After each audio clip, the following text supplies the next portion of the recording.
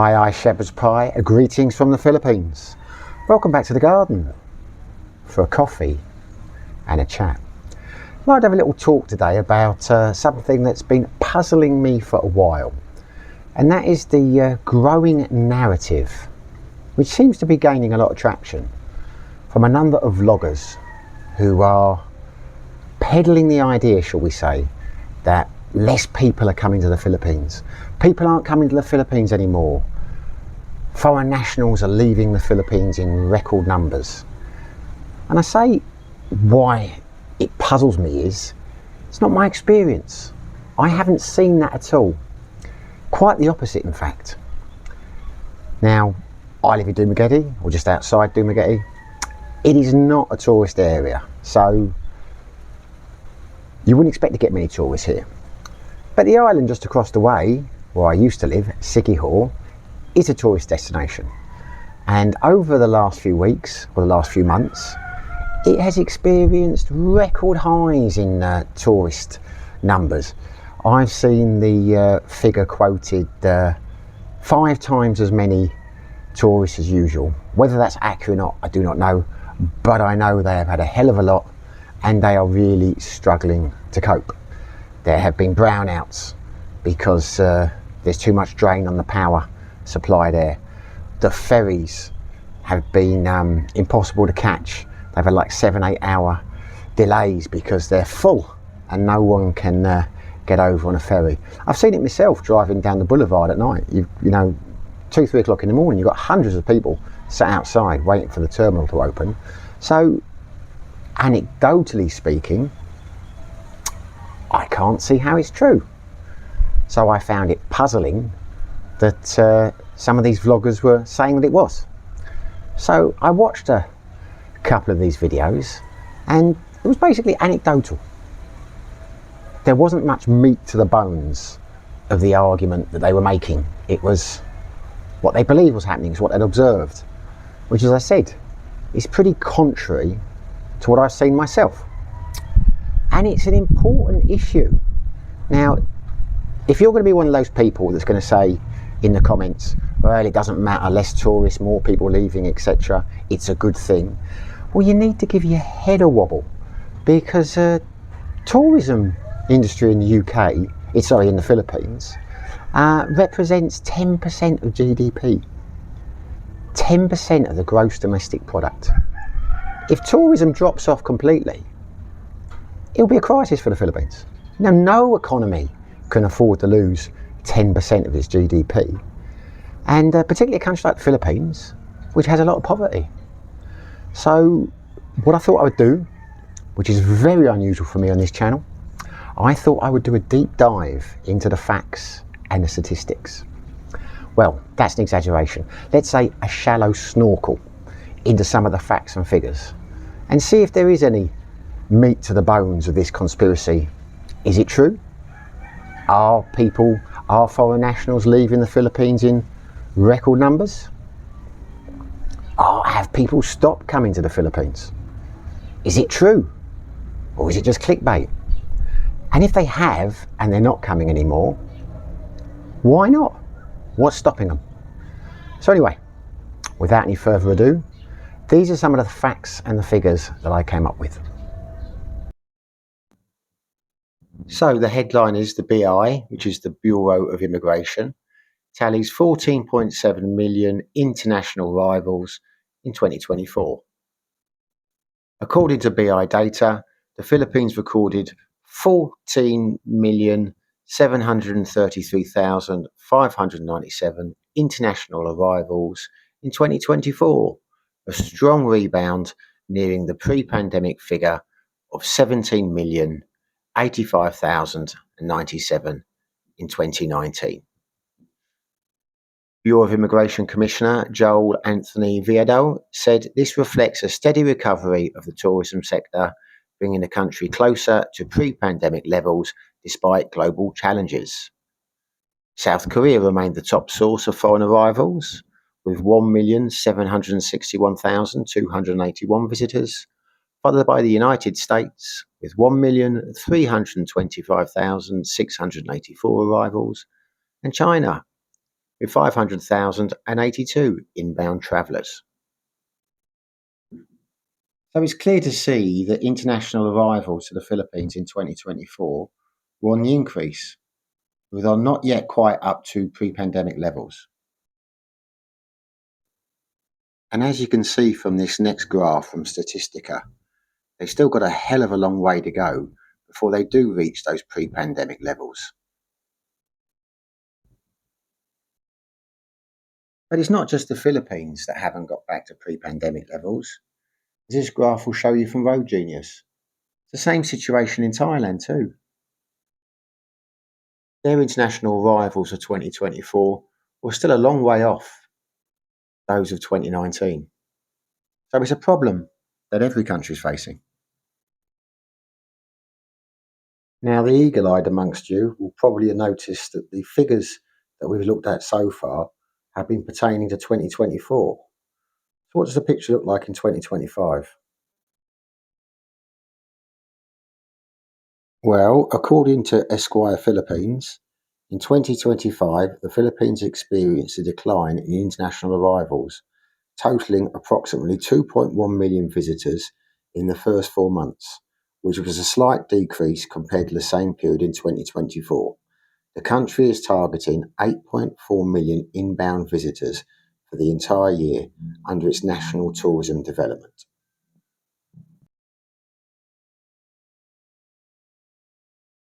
So here's a deeper breakdown of those figures. The Philippines recorded 2.1 million visitor arrivals as of May 1st, down 0.82% year on year. South Korea, the top source market, accounted for 22.25% of arrivals, or 468,337, down 18% from the year earlier. The other top source markets were the US, Japan, Australia, and Canada. While the dip in South Korean arrivals is notable, it's too early to call it a lasting trend, Mr. Lay said. Not quite sure who Mr. Lay is, but there you go. Encouragingly, we're seeing a steady growth from the US, Australia, Japan, and parts of Europe markets showing healthy demand that can help offset the shortfall. And that shortfall must obviously be the South Koreans. So the overall drop in 2025 has been less than 1%, though there has been a significant drop of 18% in South Koreans. But it seems that drop is in part being made up by American tourists, who seem to have increased quite significantly in 2025.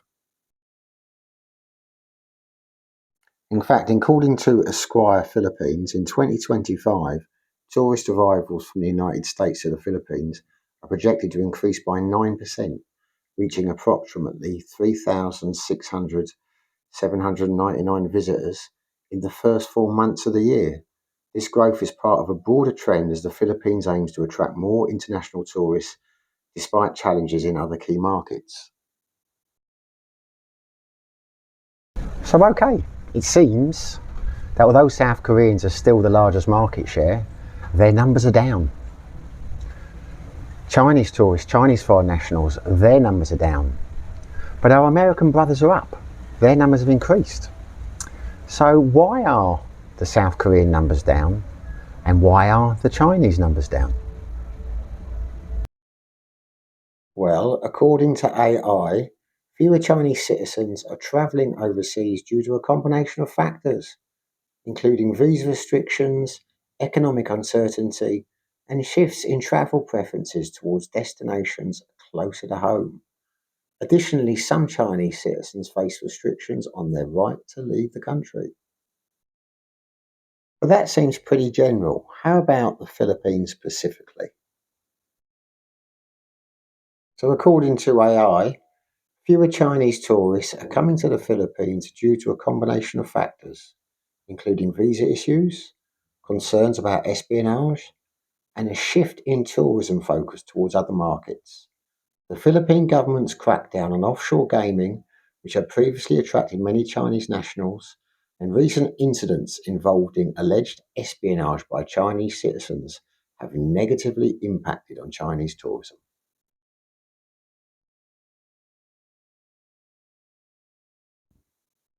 So the next question is, why are less South Korean tourists coming to the Philippines? Let's see what the Filipino government says first.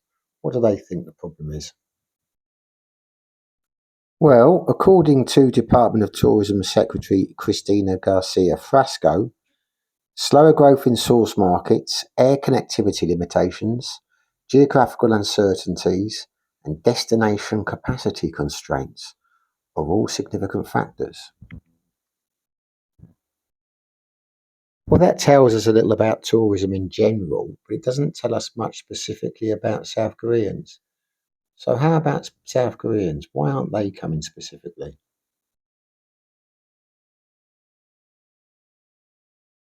Well, according to AI, fewer South Koreans are coming to the Philippines due to a combination of factors, including safety concerns, increased competition from other destinations, and a shift in South Korean outbound travel preferences.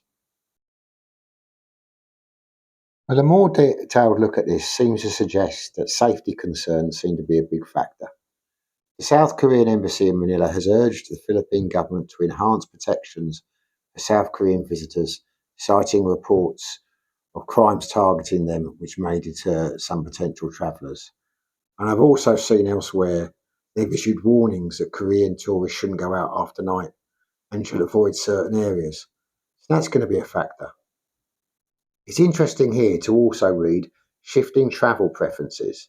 The Philippine Department of Tourism noted a low demand in outbound travel in South Korea, overall suggesting that factors beyond specific destinations are influencing overall trends. And that seems to be true too as well. I found a number of sources which suggested a weak won was a big factor in that, the won obviously being the currency. And I also found a few sites that were suggesting the recent martial law had made a number of South Koreans reluctant to leave the country.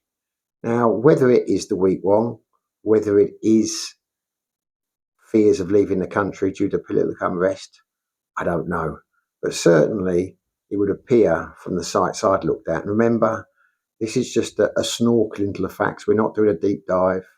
I would be here for ages if I listed every source I'd found. But overall, it does seem that domestic tourism has increased in South Korea, and less South Koreans are travelling overseas full stop. So it's not just the Philippines where the numbers of South Korean tourists are down. So it appears overall, it would be fair to say less people are coming to the Philippines. But the figures don't seem to be significantly lower. The reality is the Philippines is still recovering from COVID. It's not yet reached pandemic levels. Well, neither has Thailand. Thailand hasn't recovered from pandemic levels. I only researched those two countries, but I wouldn't be at all surprised to find out that's pretty much the same situation everywhere. COVID was a huge knock to the system, and it will take time to recover. I mean, that's just common sense. More people are going to Thailand than the Philippines. But that's always been the case. Thailand has a fantastic tourist industry. It's the jewel in the crown, shall we say, for Southeast Asian tourism. Bangkok is the most visited city in the world. And there are a number of reasons for that. It's so steeped in history. It's got so much going for it in terms of beaches and temples and lots of wonderful things, fantastic food. But it also has a fantastic infrastructure. With the greatest respect to the Philippines, the infrastructure in Thailand on a whole is light years ahead. So if the Philippines is ever going to get up to Thailand numbers in terms of tourism, they've got a hell of a lot of work to do. Will they able to do it? I don't know. It would be a hell of a challenge. There are obviously external factors. The world economy makes a huge difference. Some of the drop in tourist numbers over here, though, seems to be self-inflicted. Now, I'm not saying self-inflicted in a bad way, but there was clearly a push to make it more difficult or potentially discourage some Chinese nationals from coming to the Philippines. So there was bound to be a drop. There are, it would appear, problems within the Chinese economy that is encouraging Chinese nationals to spend more time in their home country in terms of tourism, you know, going to the Great Wall of China, the Forbidden City, etc. They are travelling overseas less than usual. The Chinese figures are down in Thailand too. As the Filipino Tourist Board have said, some of the drops in numbers are beyond their control. There's nothing they can do about it. Well, they can if they improve the infrastructure, because infrastructure is a real issue here. As I said, Siquijor is experiencing huge influx in tourism this past year or this past summer, and it just can't cope. The infrastructure is not there. So as a result, the ferries are crowded, they're booked, people can't get to and from the island, the brownouts, shortages of water, etc. Until they improve that, they're never going to be able to compete with Thailand. But as I say, that's always been the case. Filipino numbers have always been down in comparison to Thailand. But I wouldn't call this a crisis. The figures are not that far away from pandemic levels. So if you're going to make a vlog and say it's a crisis and people aren't coming, etc., etc., you need to have a sense of balance, because that's not really the situation, is it? We're going to differentiate now between tourism and foreign nationals leaving. I'm going to do that in another video because this is going to be too long, because I have found out some statistics on foreign nationals leaving, so I'll probably do that in a part 2. But a lot of people will say that the infrastructure is terrible here, and it is in terms of the tourist areas in many ways. I don't think that's putting off backpackers and tourists coming in necessarily, because most hotels will have generators and things like that, and it's something you've got to consider if you're planning on living here long term. But if you're just coming here for a few weeks, I don't think that's something that's going to put you off. I certainly didn't hear any of the backpacker tourists I spoke to when I was living in Siquijor complain about it. I think one of the problems that the Philippines is really going to have to get to grips with somehow, as well as the infrastructure, is plane flights. It's very difficult to get here. It's to get to Dumaguete from the UK, it's very hard to do it within 2 days, because you cannot fly direct to the Philippines, certainly not from the UK, whereas you can to Thailand. The flights are much cheaper to Thailand, and when I get to Manila, I've got to then get to Dumaguete, and very hard to get a flight the same day as I would be landing in. So the time I did it last, I had to stay overnight in Manila. Yeah, I could have flown to Cebu, but if you go to Cebu, I suppose you could catch a flight then. The ferry takes a long time from Cebu to Dumaguete, but I'm always reluctant on booking a flight the same day if I'm doing a long journey, because a couple of delays you miss your flight. Whereas Thailand, you can get to Bangkok very easily. I think it's about 11 hours. It's a long time since I've done the journey, but it's very easy to do. Few airlines fly direct. And as I say, it's cheaper as well. So I don't know how they solve that. They'll have to try and encourage the airlines to do something about that. But that makes a difference in terms of short-term tourism, because I've had friends say they're going to come over and visit, they're going to come for a week, and I've said to them, like, don't bother. It'd be great to see you, but don't come all that way for 1 week, because it's going to take you 2 days to get here, it's going to take you 2 days to get back. It's a long travelling for 3 or 4 days. If you can't come for at least 2 weeks, there really isn't much point. And Dumaguete is not a great tourist place. It's you know, there are other places to go in the Philippines, but I digress on that one. But South Koreans, they're still the biggest market for us. I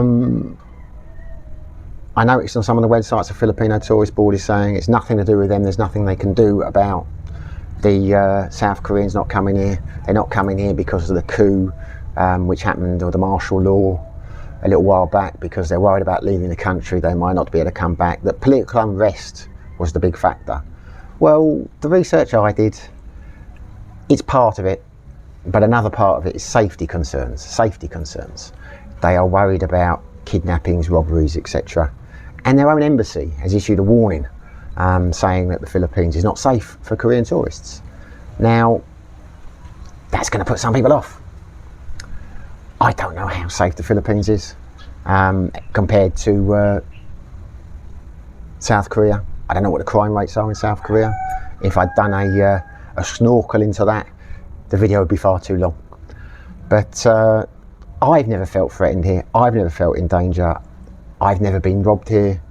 It feels like a safe place in comparison to the UK. I mean, knife crimes up in the UK, you can get robbed anywhere. And I'm sure that's the way most Americans must look at it, given the crime rates in some of the cities over there. It wouldn't put me off coming to the Philippines. Safety would certainly not be an issue for me in my considerations coming here. And I certainly wouldn't tell anyone to be worried about crime, etc. here. And it would appear it doesn't bother the Americans that are coming here because their numbers are up significantly. So there you go. In conclusion, it is true to say numbers are down, less people are coming here, but I'd say it's a long way from a crisis.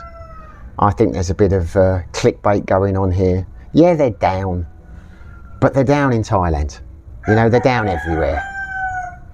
The Filipino Tourist Board seems to be quite confident that although it didn't meet its targets so far this year, it will be by the end of the year.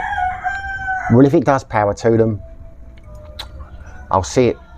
I'll believe it when I see it, because in my experience, countries' tourist boards always overestimate their forecasts. It was the same when I was in Thailand. The projections were never quite the same as the reality, but it's on its way.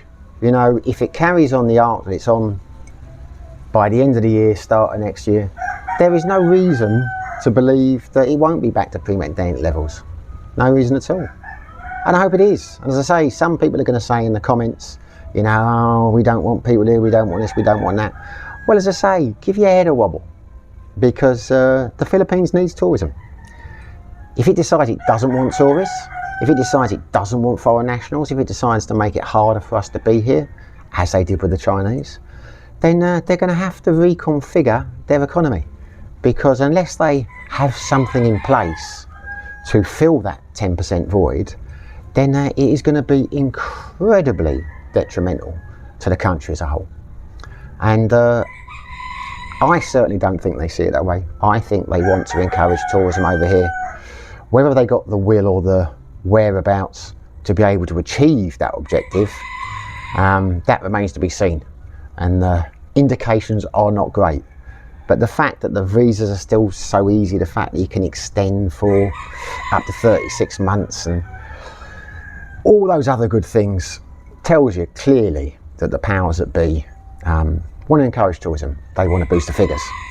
But as I say, it will take time, it will take money, it will take a lot of effort.